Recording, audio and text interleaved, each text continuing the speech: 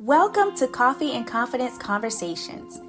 This is the space where purpose meets empowerment. I'm Lynnecia S, also known as the Confidence Doula, and I'm here to guide you on a journey to build unshakable confidence, embrace authentic leadership, and ignite the power within you.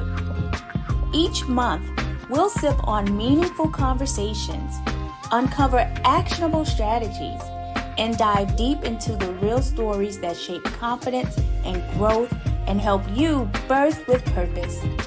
So grab your coffee, get comfortable, and let's rise together.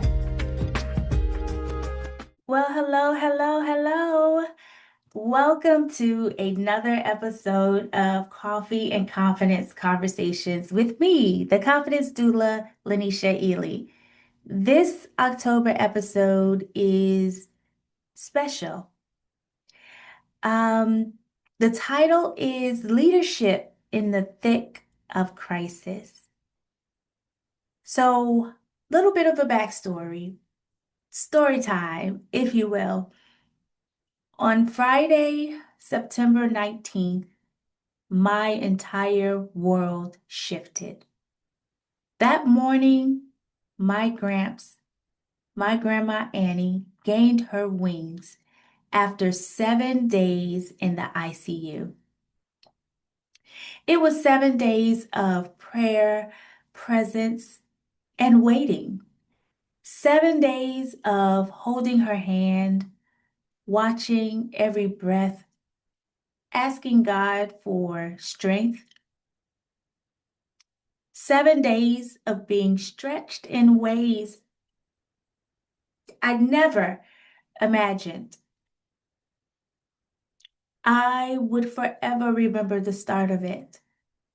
It was 4:40 in the morning in Maryland when my husband shook me awake. This was the week before. He said, "Your aunt's on the phone. She needs you to call her right now." The night before, I was so exhausted that I had put my phone in airplane mode. So at 4:41, I scrambled to get connectivity back and give her a call because I had not received any of the text messages or phone calls that had come in the seconds and the minutes before she reached out to my husband. When she answered, she said, "Nene, it's Mama." Everything in me jolted like electricity. My chest tightened. My breath was caught. And all I could hear was my own inner voice saying, "Breathe, breathe. You have to breathe." By 5:40 a.m., we were in the car headed to the airport. By 7 a.m., I was on a flight to Fort Lauderdale, Florida. And all I could think was, please, God, please let her hold on. By this time, I knew that doctors had rushed her into emergency surgery. You see, Gramps suffered a massive stroke. And I prayed and prayed, please, God, hold her tight. Let her hold on. And for 7 days, she did. And then, in God's perfect timing, she entered her eternal rest. See, we often think in moments like this, in our lives, in our careers, in our businesses, we think of what it means to stand up, to lead, to be a leader. So we think of leadership as the title. Who's in charge? The spotlight, the big speech. Who's going to go out and speak for all of us. But truth is, leadership isn't always glamorous, and it's also not always public. Sometimes leadership looks like sitting in a hospital chair. Sometimes it looks like holding space in a room with just your presence. Sometimes it looks like digging deep for inner strength so others can rest in your calm. Many times it can look like being the one who lifts the prayer because prayer changes things.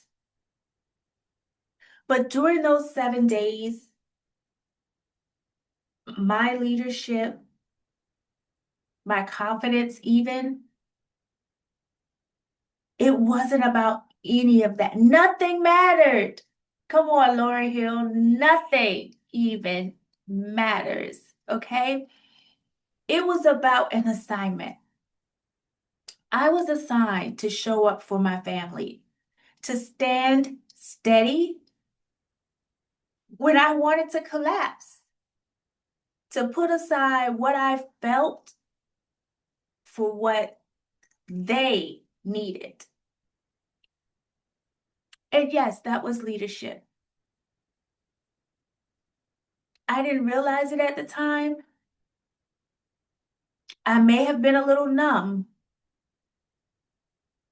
but that was leadership.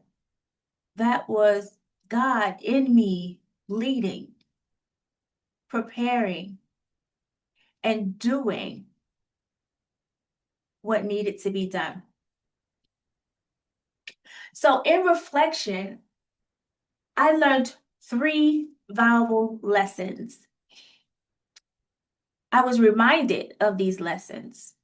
1, there's always presence over perfection. In a crisis, no one cares if you have the perfect words. Truthfully, they care about you being there, that you're steady, that you showed up, because presence is power. Shaken even, like trembling, but holding space and being there is power. The second lesson is remembering and truly understanding that strength is in sacrifice. It's not about getting your way. Your decision is the loudest, or your feelings, your wants, your needs come first. It's about choosing to dig deeper, to center yourself in faith and love so others can lean on you without fear of failing or falling. Let's say that, without fear of falling. And the third lesson that reminded me throughout the last 3 weeks now, faith is what anchors our leadership. Faith is what anchors our strength. Faith is what anchors our presence. When everything feels out of control, chaos, faith is the anchor. For me, it was remembering my grandmother's faith, the same faith that raised me. It reminded me that even when I shook, even when I trembled, when I screamed, I would not break. And as I reflect, one of the nights before sharing news with my family, because when I arrived, I said, okay, I'm on assignment. Where's the doctor? I need to talk to the doctor and understand what's going on. So before having to share the prognosis, the diagnosis, the news that I had learned from the doctor, with my family, specifically my grandmother's three children, my uncle, my mom, and my aunt. I stepped into the empty ICU family lounge and I prayed. I prayed. I asked the Holy Spirit for God, Jesus, Peter, John, and James to be with me. Because in that moment, I needed my support. I needed my source, my riders, my hitters, however you want to put it. My miracle workers, I needed them with me. And they were.